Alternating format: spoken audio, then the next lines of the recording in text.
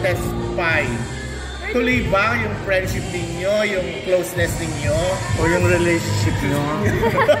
Wala namang nagbago po, in fairness. Okay pa rin naman po kami. Palagi pa rin po kami nagkikita. Ayun, from work sa Firefly, even outside of work. Okay pa rin.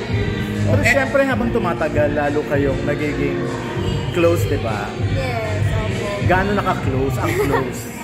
Very close. Very close, yes. To the point na palagi na kami magkadikit dahil sa trabaho. Yes. Pero tuloy pa rin ba pag-aaral mo, ang studies mo? Actually, nag-graduate na po ako in college. Pero tinry ko mag-law school. Oo, yun nga. Kaso yun nga, hindi lang kinaya ng schedule ngayon dahil naging busy po kami sa promotion, sa shooting. So, nag-postpone muna ako. And ang ginawa ko na lang po is tayo na lang po muna ako ng business. So, matatagalan pa yung pag-law mo na yan? Pag-law school po, kasi kailangan nyo rin po talaga tutukan eh. Hindi pwede yung hati yung oras mo. Either magla-law school ka lang or mag-artista ka and yung mga ibang ginagawa. Nasya ka kami nung sinabi mo nun, maglalaw ka ng January na birthday ni Gorski. Na magiging ganun pala ka-busy. True, pero nakatagal naman ako ng almost 1 sem. So paano yun pag mag-aabogado ka, mag-artista ka, or... Oo. Siguro when I decide to go to law school, pag medyo mas, content na ako siguro sa career ko na I'm willing to lie low a bit. So, Mga kailan pa kaya yun? Sana hindi pa anytime soon.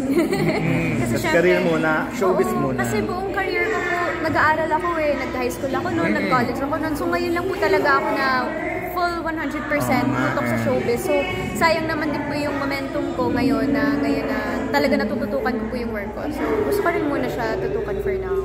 Pero ang mami mo ba tanggap si Miguel? Sorry? Ang mami mo tanggap si Miguel? Opo, yes.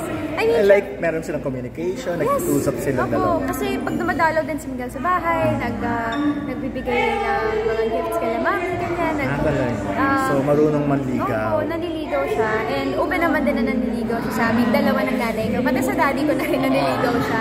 So, na-appreciate ko rin yun na nag-build din siya ng relationship with my parents. So, okay sila. Makakasama niyo ba siya sa Christmas holidays? Ay, baka hindi po. Pinag-usapan din po namin yun with ni Miguel na yun nga, pag family, pag holidays, family naman. Kasi sa buong taon, palagi kami magkasama sa trabaho, palagi kami nagkikita. So yung Christmas and New Year, syempre, spend time naman namin sa kanya-kanyang pamilya. Kasi bihira lang din namin sila makita dahil nagiging busy rin kami sa work. Anong daddy mo ba nakilala niya? Oh? Nakilala na niya yun? Hindi pa po. Yes. Gusto niya ba? Si Miguel? Hindi, gusto ni Miguel makilala natin. Yes, of course. Sinasabi ba sa'yo? Of course naman po. Siyempre, nire-respeto rin po niya yung dad ko as an actor and of course, bilang papa ko rin po, di ba? So, he definitely wants to meet my dad. Hindi ka pa gumagawa ng paraan para mag-meet sila or... Sa takdang panahon siguro po. Sa takdang. Huwag na muna nga. Oo, yes. Hindi siya takot kay... Hindi naman po. Wala naman. Wala naman po siya dapat ikatakot. Retired na rin naman na general, di ba? Sino po ba ito? Daddy mo? Hindi, dading senator. Si Senator Lito. Parang nagkakilala na ba si Miguel at saka si Senator Lito? Hindi pa rin. Pero yung daddy mo na. Nagkilala na po sila. Nagkilala sila. Ay, naguguluhan ako yung pag... Sa isang bahay din po kasi kami lahat. So, palagi po niya na. Pero yung tanong ko, alam mo naman yung kay Senator. Yes, opo, yes. Na hindi pa namimili. Pero someday, hopefully. Tuesday nga, mamimit namin baka Senator. Ay, talaga.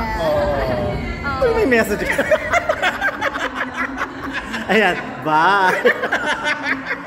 Hindi, pero ano naman kayo? Open naman ang communication nyo ba? Yes, opo. Nag-reach out naman po kami sa isa-isa from time to time. Ayun, kaka-open ko lang ng nail salon. Recently, nag-congratulate din po siya sa akin. Kasi yun nga, parang gusto rin po niya yun na for me, na gumagawa rin ako ng sarili kong negosyo outside of showbiz. Talaga?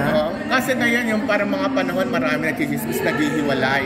Kayo ba sa tingin mo maghihiwalay din kayo ni Miguel sa panahon na ito? Hindi pa naman?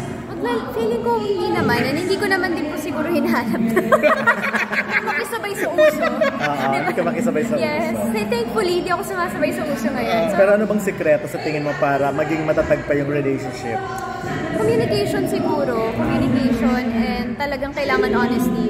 Lalo na sa showbiz, diba? Kailangan din may trust. Kasi may iba-iba kang katrabaho, may iba-iba kang kasama. So, kailangan palagi nyo pinocommunicate sa isa't isa kung ano yung nararamdaman nyo. trust nyo na rin yung isa't isa. Tsaka importante yung parang mas mahal na mahal ka niya. Parang ganun kasi yung dating. Nafe-feel mo ba yun? Nafe-feel ko naman. Yung sobra-sobrang. Oo, and sobrang na-appreciate ko siya for that. Kasi talagang naging patient siya sa magulang ko. Kasi yun nga, super strict ng magulang ko when it comes to me talaga. So, naging patient siya, iniintindihan niya. Minsan siya pa yung nag-aano sa akin, oh, intindihan mo na yung parents mo.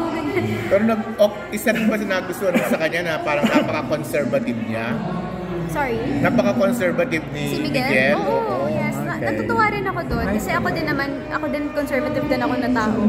Hindi rin ako yung, mahilig masyado na, in all aspects, diba? Like social media, ganun. So, na-appreciate ko rin na same kami in that way.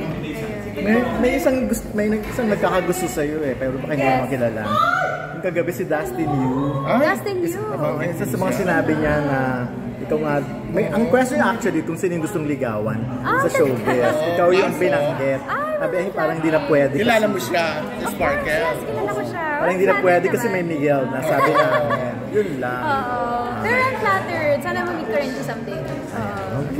Okay, thank you. Yes, oo. Kasi tradition yun ng mommy ko and I, nung bata pa ako na manood sa MMFF. So, to be a part of MMFF naman this year, di ba? Parang napaka full circle. So, sobrang excited na ako to participate. Kasi si Sen Lito Lapid, ang daling MMFF movies din dati. Yes. Nung siya nag-umpisa. Oo, nangongolekta ako ng movies noon. Oo, at tinanong mo ito ni Gorgie, ulitin ko na lang.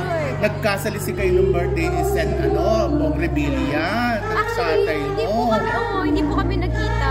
Kasi, yun, alam ko syempre, ang daming guests sa doon. Oo, kami ang dami namin hindi nakita. Hindi na tayo nakita nun, man. Yes. Yes. Ang dami ng tao. Kailan pa ba kayo ulit nagkita ng Sen Lito? I think siguro last year, I guess. Di ba pinapalabas ang Voltes 5 noon? No, pero todo support naman po yung daddy ko sa lahat po na ginagawa ko. And palagi naman po niya yung pinapaalala sa akin. So, busy lang talaga. Kasi na natutuwa siya dahil nag-a-action ka sa Voltes 5. Doon naman siya nakilala sa pag-a-action. So, syempre, kanino pa ba ako iidolo, diba?